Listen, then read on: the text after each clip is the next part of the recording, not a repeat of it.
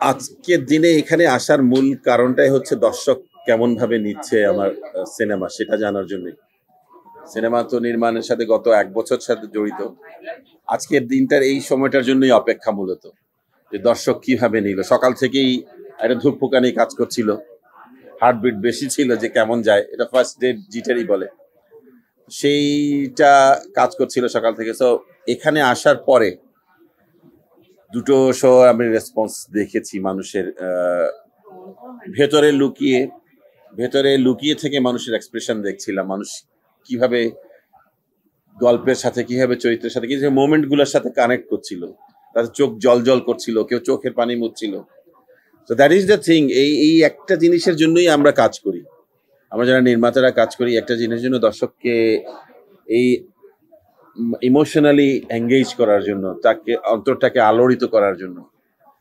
এখন পর্যন্ত আলহামদুলিল্লাহ যে একটাও নেগেটিভ রেসপন্স আমি পাইনি, নট এ সিঙ্গেল।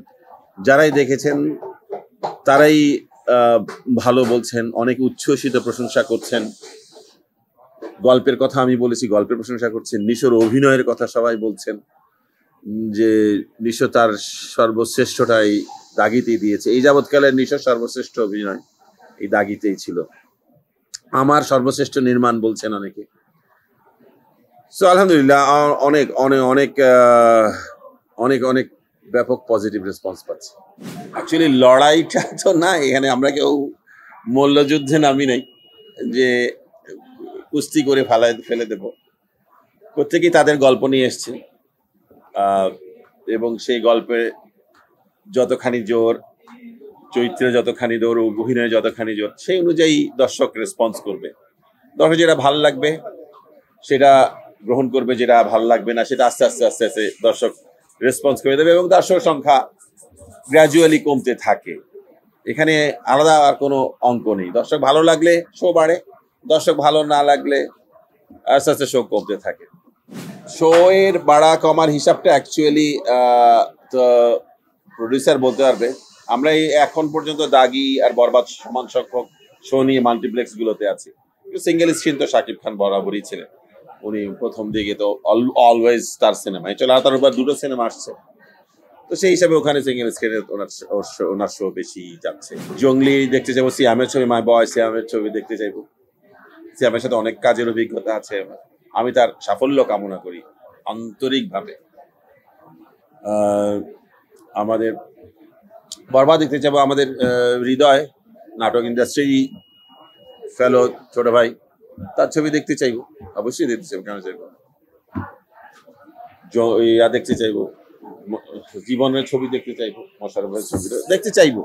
সময় করে উঠে কখন পাবে সময়, এক সময় দেখবো আস্তে আস্তে।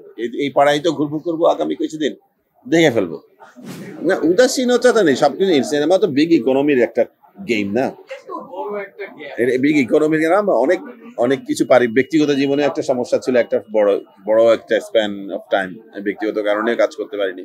তারপরে করোনা আসলো, এরপরে তো এটা আস্তে আস্তে ওটিটি আসলো, ওখানে ব্যাপক ব্যস্ত হয়ে গেলাম। এখন সিনেমা আসছে, হবো আর আস্তে আস্তে ভালো যেতে থাকলে। এটা তো আমাদের এই সময়টা খুবই অ্যাসিড টেস্টের সময়, চারিদিকেই যে অস্থিরতা গেছে জুলাই আন্দোলনের পরে, তো এখন আমাদের ঘুরে দাঁড়ানোর সময়। আশা করছি আমাদের সবগুলো ছবি যদি ভালো হয়, আমাদের ইন্ডাস্ট্রিটা ঘুরে দাঁড়াবে, আমি চাই আরো ঘুরে দাঁড়াবে, আরো ব্যাপক সংখ্যক ছবি হবে, আরো ভালো ভালো হল হবে, সিনেমা হল বন্ধ না হয়। রাজশাহীর সিনেমা স্টারের শাখাটা বন্ধ হয়ে গেছে, সেটা চালু হোক, নতুন নতুন সিনেমা হোক। আমি চাই যে এইবারের এই উৎসবটা, এই 6টা সিনেমার উৎসবটা সফল হোক, ব্যাপকভাবে সফল হোক। টিজারের কারণে আমি চাপ আসলে পাইনি। আমি টিজার ট্রেলার অ্যাকচুয়ালি এটা কমার্শিয়াল এলিমেন্টস, এটা মার্কেটিং টুল।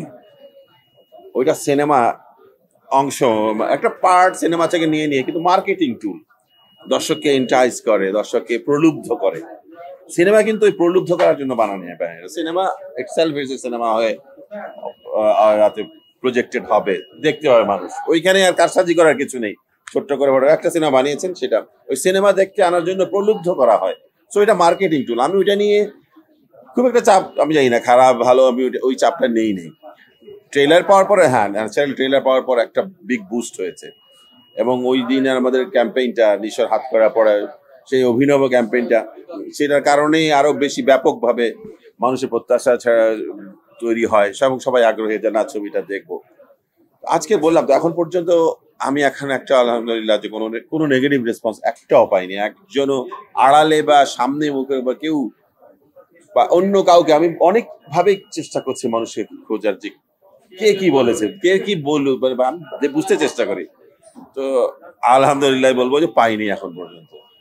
আমি ওনার মন্তব্য নিয়ে মন্তব্য করতেও চাই না। বিতর্ক ছাড়া হিট করানো যায় না, বিতর্ক দিয়েও হিট করানো যায় না, এরকমও তো হয়েছে। তো আমি জানি না, এটা নিয়ে আমার কোনো ওপিনিয়ন নাই, মতামত নেই। বিতর্ক যদি ইচ্ছা করে হিট করানোর জন্য করা হয়, আমি এর মধ্যে নাই যে হিট করানোর জন্য গিয়ে কারোর গিয়ে খোঁচাবো। হয়তো ইম্পালসিভলি বলে ফেলি, কেউ বললো আমাকে, আমি রাগের মাথায় বলে দিলাম যে এই কথা, এইটাই সেইটা। কিন্তু ইচ্ছা করে কাউকে খুঁচাবো, তাকে যে বিতর্ক করি, আসো খুশির না, এগুলোর মধ্যে নাই। ভালো জিনিস বানাবো, দর্শক পছন্দ করবে, দেখবে, ভালো হলে গ্রহণ করবে, ভালো না হলে বাদ দিয়ে দেবে। আমি জানি না, এটা কিন্তু প্ল্যান করে হয়নি যে একসাথে ঈদের সময় আসবে। সব নির্মাণ ছিল, রিলিজ একসাথে হয়েছে। এটা কিন্তু নির্মাণ এই সময়টাকে টার্গেট করে হয়নি। আমি 1 বছর ধরে দাগি একই সময়ে, যেহেতু খারাপ সময় গেছে মাঝখানে 5-7 মাস, তো এই যে আন্দোলনের পরে স্পন্সর পাচ্ছিল না, কেউ রিলিজ দিতে চাচ্ছিল না, সবগুলো জমিয়ে রাখতে রাখতে একটা উপলক্ষ পেয়েছে, এই উৎসবে সবাই ছেড়ে দিয়েছে। সেই জন্য একসাথে 3টা হয়েছে। আমার কিন্তু প্ল্যান ছিল না যে একসাথে ছাড়বার সব, আমি আমার কাজটা করে গেছি। তো দর্শক যদি 3টাই গ্রহণ করে, আমি খুশি হব। কিন্তু আমি কিন্তু একসাথে করি নাই, এটা লোভে করি নাই। যে আমার don't paint me as a লোভী গ্রিডি, ঈদ উপলক্ষে একসাথে 3টা কাজ করছি, তা কিন্তু না। 1 বছর ধরে এটা বানিয়েছি, মাঝখানে 2-3 মাসের জন্য ওইটা কাজ শেষ করার পরে আমি অ্যালেন স্বপন করেছি। আর এই ছোট নাটক যেটা ছিল অনেক আগে করা। তো আমি কখনোই ওইভাবে ওটার পিছনে ছুটি না যে একসাথে সব খাইতে হবে, আমার দরকার নাই।